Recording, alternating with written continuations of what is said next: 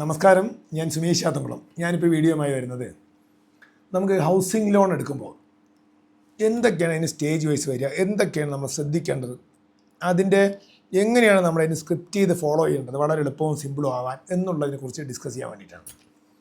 അപ്പോൾ നമുക്ക് പ്രിലിമിനറി ആയിട്ട് ഒരു ഹൗസിംഗ് ലോണിന് പോകുന്ന ഒരാളാണെങ്കിൽ, അല്ലെങ്കിൽ ഒരു ഫാമിലിയാണ്, 2 ആൾ ജോയിൻ്റിലാണ് പോകുന്നത്, അല്ലെങ്കിൽ 3 ആൾ ജോയിൻ്റിലാണ് പോകുന്നത്, എങ്ങനെ വേണമെങ്കിൽ നമുക്ക് പോകാം. അപ്പോൾ ആദ്യം വേണ്ടത് ഒന്ന് ഡോക്യുമെൻ്റ് വൈസ് പറയുകയാണെങ്കിൽ ആദ്യം ഒന്ന് KYC, ആധാർ കാർഡോ പാസ്പോർട്ട് പാൻ കാർഡ് തുടങ്ങിയ സാധനങ്ങൾ.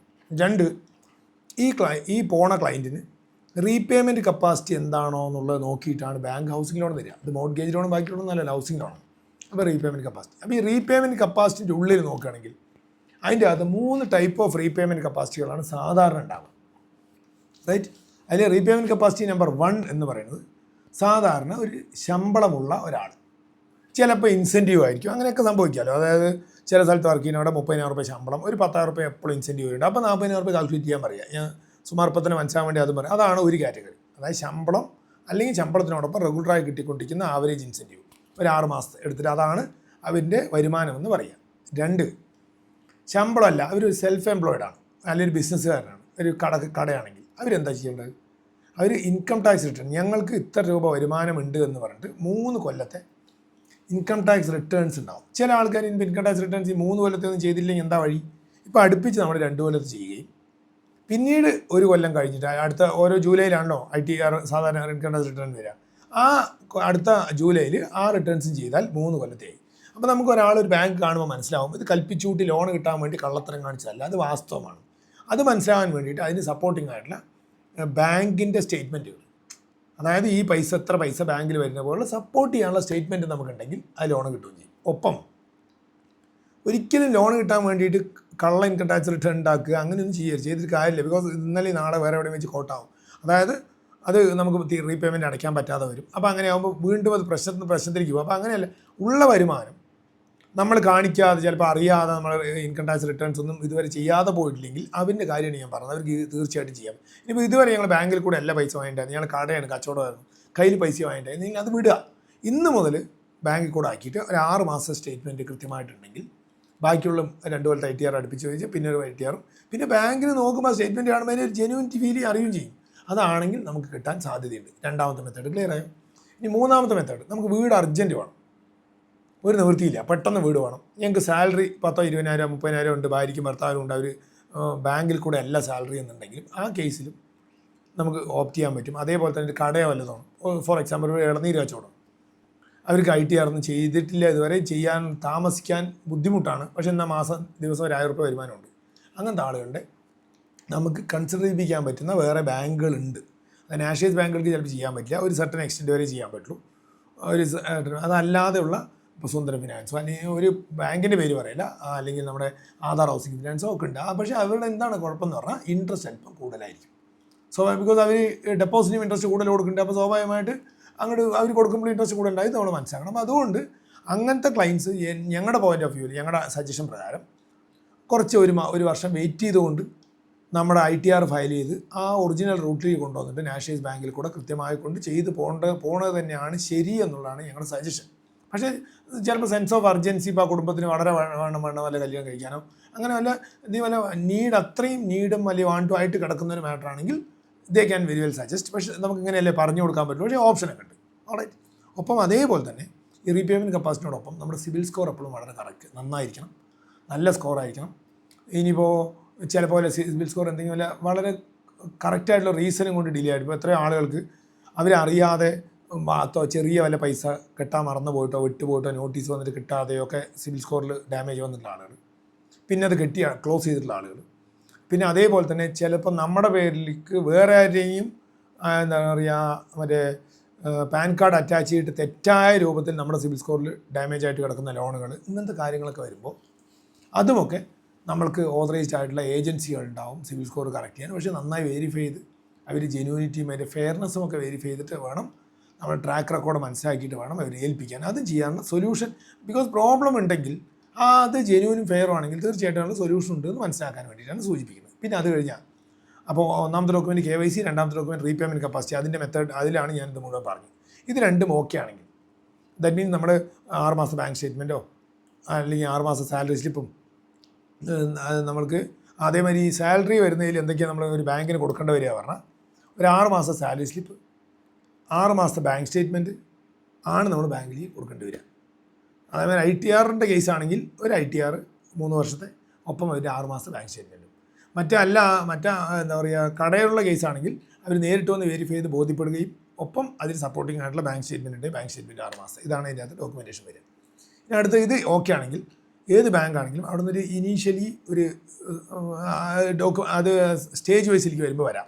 പിന്നെ അടുത്തത് LSR പറയും, അതായത് ലീഗൽ സ്ക്രൂട്ടിനി റിപ്പോർട്ട്. അതായത് നമ്മൾ ഏത് സ്ഥലത്താണോ വീട് വയ്ക്കാൻ പോകുന്നത് ആ സ്ഥലം പ്ലഡ്ജ് ചെയ്തുകൊണ്ടല്ല ലോൺ വരുന്നത്. ലോൺ നമ്മുടെ റീപേയ്മെൻറ്റ് കപ്പാസിറ്റിയിലാണെങ്കിലും ബാങ്കിന് ആ സ്ഥലം ഗ്യാരണ്ടി ആണ്. അതായത് എന്തെങ്കിലും കാരണവശാൽ നമ്മുടെ ഫെയിലിയർ ആയി കഴിഞ്ഞാൽ ബാങ്കിനെ ജപ്തി ചെയ്തിട്ട് അവർ പൈസ ഈടാക്കേണ്ടതുള്ളത് കൊണ്ട് ആ സ്ഥലം പ്രോപ്പർട്ടി ഈ പ്ലഡ്ജ് ചെയ്യാൻ പറ്റുന്ന ആളുടെ പേരിലായിരിക്കും, ഇൻഡിപെൻഡൻ്റ് ആയിരിക്കും ആ പ്രോപ്പർട്ടിൻ്റെ ഡോക്യുമെൻറ്റ് ബാങ്കിന് നമുക്ക് കൊടുക്കേണ്ടതായിട്ട് വരും.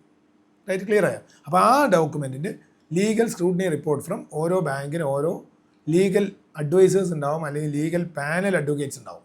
ആ അഡ്വക്കേറ്റ്സിൻ്റെ അടുത്ത് ബാങ്കിൻ്റെ പ്രിസ്ക്രൈബ്ഡ് ഫോർമാറ്റിൽ ലീഗൽ സ്ക്രൂട്ടിനി റിപ്പോർട്ട് നമ്മൾ വാങ്ങിക്കും. റൈറ്റ്. ഇനി നാലാമത്തെ, നമ്മുടെ ഈ സ്ഥലത്തേക്ക് വണ്ടി വഴി അല്ലെങ്കിൽ യാത്ര ചെയ്ത് വണ്ടികൾ വരാനുള്ള വഴിയുണ്ടോ, ഇത് വീട് കെട്ടാൻ പറ്റിയ സ്ഥലമാണെന്നൊക്കെ ടെക്നിക്കൽ റിപ്പോർട്ട് ഒരു കോമ്പീറ്റൻ്റ് ആയിട്ടുള്ള സിവിൽ എഞ്ചിനീയർ, അതും ഈ ബാങ്കിൻ്റെ പാനലിലുള്ള ആളുകളുടെ അടുത്ത് ടെക്നിക്കൽ റിപ്പോർട്ടും അവർ വാങ്ങിക്കലുണ്ട്. അപ്പോൾ ഇങ്ങനെ 4 തരം ഡോക്യുമെൻറ്റുകളാണ് നമ്മൾ പ്രൊവൈഡ് ചെയ്യേണ്ടി വരിക. ഒന്ന് KYC, 2 റീപേയ്മെൻറ്റ് കപ്പാസിറ്റി പ്രൂവ് ചെയ്യാനുള്ള പേപ്പറുകൾ. ഞാൻ നേരത്തെ എന്തെങ്കിലും സംശയമുള്ള ആൾക്കാരുടെ ഒന്ന് റിവൈൻഡ് ചെയ്ത് വീണ്ടും ഒന്നുകൂടി കണ്ടു കഴിഞ്ഞാൽ അറിയും ഓരോ കേസിലാണ് എന്തൊക്കെ ഡോക്യുമെൻറ്റ് വേണം. 3 LSR ലാൻഡ് എന്താ പറയുക legal scrutiny report from authorised lawyer. 4 technical verification. ഇതാണ് നമ്മൾ കൊടുക്കേണ്ടത്. ഇത് കൊടുത്തു കഴിഞ്ഞാൽ ഇനി ഇതാണ് നമ്മൾ സബ്മിറ്റ് ചെയ്യേണ്ടി വരിക ബാങ്കിലേക്ക്. ഇത് സബ്മിറ്റ് ചെയ്ത് കഴിഞ്ഞാൽ പിന്നെ അതിൻ്റെ പ്രോസസ്സ് എങ്ങനെയെന്ന് പറഞ്ഞുതരാം. ആദ്യം നമ്മൾ കിട്ടേണ്ടത് ഈ KYC റീപേയ്മെൻറ്റ് കപ്പാസിറ്റിയും ബാങ്കിന് ഫോട്ടോ കോപ്പിയോ അല്ലെങ്കിൽ അതിൻ്റെ ഒറിജിനലായിട്ട് അവർക്ക് മനസ്സിലാവുന്ന രീതിയിലുള്ള ഒരു മാറ്റർ കൊടുത്തു കഴിഞ്ഞാൽ സ്വാഭാവികമായിട്ട് ഏത് ബാങ്കിൽ നിന്നാണെങ്കിലും അവിടെ നിന്ന് ഒരു പ്രിലിമിനറി സാങ്ഷൻ ലെറ്റർ അവർ നമുക്ക് പ്രിൻറ്റ് ചെയ്ത് തരലുണ്ട്.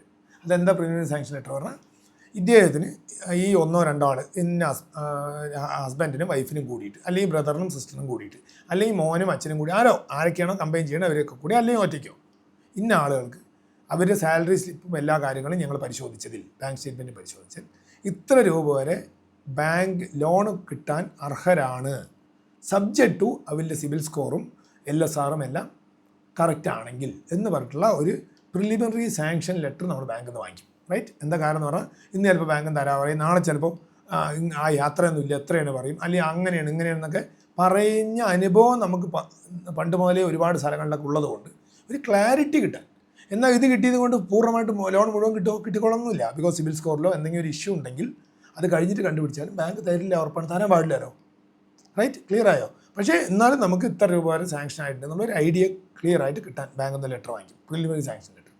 രണ്ടാമത്തെ അത് കിട്ടിക്കഴിഞ്ഞാൽ നമ്മൾ ഈ LSR അതായത് ലീഗൽ സ്ക്രൂട്ടിനി സർട്ടിഫിക്കറ്റ് റിപ്പോർട്ട് നമ്മുടെ ലാൻഡുമായിട്ട് കണക്ട് ചെയ്ത് എടുത്ത് അതിന് എന്താ കൊടുക്കേണ്ടി വരും? ആധാരം, അടിയാധാരം ചിലപ്പോൾ റിക്വയർഡ് ആണെങ്കിൽ ഒറിജിനൽ, പിന്നെ ടാക്സ്, പൊസിഷൻ, അതിൻ്റെ അപ്ഡേറ്റഡ് ആയിട്ടുള്ള എല്ലാ ഡോക്യുമെൻറ്റും 30 വർഷത്തെ ബാക്ക് ഡോക്യുമെൻറ്റ് EC അടക്കം ഇൻകം ടാക്സ് സർട്ടിഫിക്കറ്റ് അടക്കം 30 വർഷത്തെ വക്കീലിൻ്റെ അടുത്ത് കൊടുത്താലാണ് LSR അവർ തരിക.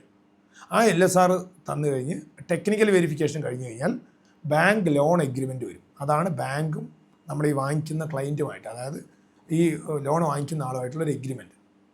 അതിൽ കണ്ടീഷൻസ് ഒക്കെ എഴുതി സുമാർ ഇൻട്രസ്റ്റ് ഒക്കെ മേ ബി മാറും. അതായത് ഇപ്പോൾ നമുക്ക് പ്രിഫർ ചെയ്യാൻ പറ്റിയ അത്രയേ ഉള്ളൂ.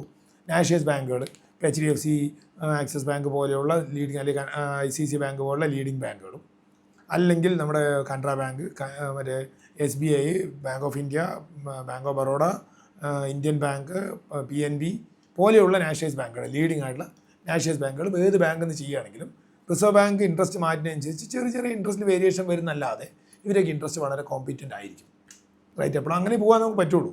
എന്നിട്ടല്ല ഇനിയിപ്പോൾ ഒരു ബാങ്ക് കോമ്പീറ്റൻ്റ് അല്ല കുറച്ച് കൂടുതലാണ് തോന്നി നമുക്ക് ടേക്ക് ഓവർ ചെയ്യിപ്പിക്കുക ബാങ്കിന്, ആ ബാങ്കിൽ നിന്ന് എടുത്തിട്ട് വേറെ നല്ല ബാങ്കിലേക്ക് പിന്നെ ടേക്ക് ഓവർ ചെയ്യിപ്പിക്കാതെ പറ്റില്ല. അപ്പോൾ നമ്മളെപ്പോഴും ആദ്യം ഈ പ്രിലിമിനറി സാങ്ഷൻ വാങ്ങിക്കുമ്പോൾ അത് വളരെ ലീഡിങ് ആയിട്ട്, ആ സമയത്ത് ലീഡിങ് ആയിട്ട് നിൽക്കുന്ന ബാങ്കുകളിൽ നിന്ന് വാങ്ങിച്ചെടുക്കാൻ നോക്കിയാൽ എപ്പോഴും നമുക്ക് ഇൻട്രസ്റ്റ് വളരെ കുറവായി കിട്ടാനുള്ള സാധ്യതയുണ്ട്. അപ്പോൾ രണ്ടാമത്തെ ലോൺ എഗ്രിമെൻറ്റ് കഴിഞ്ഞു. അതും കഴിഞ്ഞ് കഴിഞ്ഞാൽ 2 തരത്തിലാണ് ലോൺ അവർ ഡിസ്പേഴ്സ് ചെയ്യുക. ഒന്ന്, നമ്മളൊരു പ്രോപ്പർട്ടി ഒരുമിച്ച് റെഡി ടു ഒക്കുപ്പൈ വാങ്ങിക്കുകയാണെങ്കിൽ ആ പ്രോപ്പർട്ടി തരുന്ന ആളുകൾക്ക് നേരിട്ട് അവർക്ക് ഡിസ്പേഴ്സ്മെൻറ്റ് കൊടുക്കും.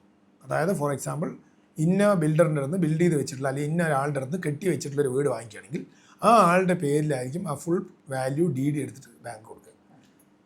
ശരിക്കും പറഞ്ഞാൽ രജിസ്ട്രേഷൻ ഓഫീസിൽ നിന്ന് രജിസ്റ്റർ ചെയ്യുമ്പോഴായിരിക്കും DD കൊടുക്കുക. ഇതാണ് ഒരു ഡിസ്ബേഴ്സ്മെൻറ്റ് വേ. രണ്ടാമത്തെ ഡിസ്ബേഴ്സ്മെൻറ്റ് വേ പറഞ്ഞാൽ ചിലപ്പോൾ ഒരു ബിൽഡറാണെങ്കിൽ ബിൽഡറുമായിട്ട് ബാങ്കും ബിൽഡറും ഈ വാങ്ങിക്കുന്ന ആളും കൂടി ട്രൈപാർട്ടി എഗ്രിമെൻറ്റ് വന്നിട്ട് ബിൽഡറിൻ്റെ അക്കൗണ്ടിലേക്ക് ബാങ്ക് സ്റ്റേജ് വൈസ് ആയിട്ട് റിലീസ് ചെയ്യും. രണ്ടാമത്തെ മെത്തേഡ്. മൂന്നാമത്തെ മെത്തേഡ് എന്ന് പറഞ്ഞാൽ ഈ ലോൺ എടുക്കുന്ന ആൾ അല്ലെങ്കിൽ ആളുകൾ അവർ 2-3 ആൾ ജോയിൻ്റ് ആണെങ്കിൽ ആ ആളുകളുടെ അക്കൗണ്ടിലേക്ക് ബാങ്ക് ഡിസ്പേഴ്സ് ചെയ്തിട്ട് ഇവർ സ്റ്റേജ് വൈസ് ആയിട്ട് ഐദർ കോൺട്രാക്ടർക്കോ അല്ലെങ്കിൽ ഡയറക്റ്റ് കൊടുത്തിട്ടോ അല്ലെങ്കിൽ ഞങ്ങളെ CDPPMC പോലുള്ള ആപ്പുകളിനെ പ്രിഫർ ചെയ്തിട്ട് അതിൽ കൂടെ ബിൽഡ് ചെയ്യണമെങ്കിൽ അവർക്ക് അവർ ഡയറക്റ്റായിട്ട് ക്ലയൻറ്റ് നേരിട്ട് പേയ്മെൻറ്റുകൾ നടത്തും. എല്ലാവരും ക്ലിയർ ആയോ? അപ്പോൾ ഞാൻ ഒന്നും കൂടി കൺക്ലൂഡ് ചെയ്യണം. ഇനിയിപ്പോൾ ഇതിൻ്റെ അകത്ത് കുറച്ചും കൂടി എക്സ്പാൻഡ് ചെയ്യാനുള്ള സാധനങ്ങളുടെ സിബിൽ സ്കോറിലൊക്കെ ഒരു ഇഷ്യൂ വന്നാൽ അല്ലെങ്കിൽ സിബിൽ സ്കോർ ബെറ്റർ ആക്കാൻ അല്ലെങ്കിൽ സിബിൽ റേറ്റിങ്ങിൽ ഒരു ഇഷ്യൂ വന്നാൽ എന്തെങ്കിലും അത് അടുത്ത വീഡിയോ ആയിട്ട് വരുന്നുണ്ടാവും. അതേപോലെ തന്നെ അടുത്തത് ഒരാൾക്ക് എത്ര രൂപ വരെ ലോൺ കിട്ടാൻ വരും, എത്ര വരുമാനമുള്ള ആൾക്ക് എത്ര രൂപ വരെ ലോൺ കിട്ടും, എത്ര രൂപ EMI വരാൻ സാധ്യതയുണ്ട്, ഇതുമായിട്ട് ബന്ധപ്പെട്ടുള്ള അടുത്ത വീഡിയോസൊക്കെ ഉണ്ട്. അപ്പോൾ ഇങ്ങനത്തെ വീഡിയോസ് നിങ്ങൾ കാണുമ്പോൾ ഇത് ഇൻഫർമേറ്റീവ് ആണെന്ന് നിങ്ങൾക്ക് തോന്നുകയാണെങ്കിൽ തീർച്ചയായിട്ടും നിങ്ങളുടെ ഫ്രണ്ട്സും റിലേറ്റീവ്സും ഫ്രണ്ട് സർക്കിളും ഒക്കെ ഉണ്ട്, അവർക്കൊക്കെ ഷെയർ ചെയ്യുക, എല്ലാവരും ഇത് കാണാൻ വേണ്ടി പറയുക. എന്തെങ്കിലും കുറവുകളുണ്ടെങ്കിൽ ഞങ്ങളുടെ ഹെൽപ്പ് ലൈൻ നമ്പർ ഈ ചാനലിൻ്റെ അകത്ത് നോക്കിക്കഴിഞ്ഞാൽ നിങ്ങൾക്ക് കിട്ടും.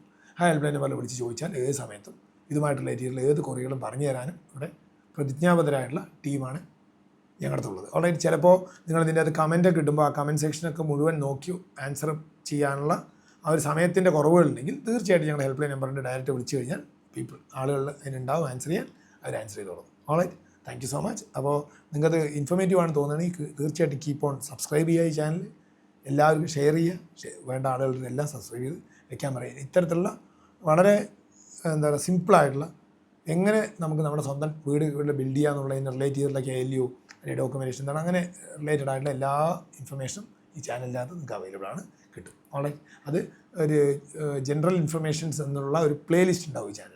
ആ പ്ലേലിസ്റ്റിൻ്റെ അകത്ത് ഇത്തരത്തിലുള്ള എല്ലാതും ഉണ്ടാവും. ബാക്കി ഒപ്പം ഞങ്ങൾ ചെയ്തു കൊടുത്ത വീടുകളുടെ ഹോം ടൂർ വീഡിയോസ് അതൊക്കെയാണ് ബാക്കിയുള്ളിൽ റൺ ചെയ്യുക. പക്ഷേ ജനറൽ ഇൻഫർമേഷൻസ് എന്നുള്ള പ്ലേലിസ്റ്റിൽ ഇത്തരത്തിലുള്ള എല്ലാ ഇൻഫർമേഷൻസും എങ്ങനെ നമുക്കൊരു Form 5 എടുക്കുക, Form 6 എടുക്കുക, KLU എന്താണ്, അങ്ങനത്തെ അത്തരത്തിലുള്ള എല്ലാ ഇൻഫർമേഷൻസും ഉണ്ടാവും. Thank you so much.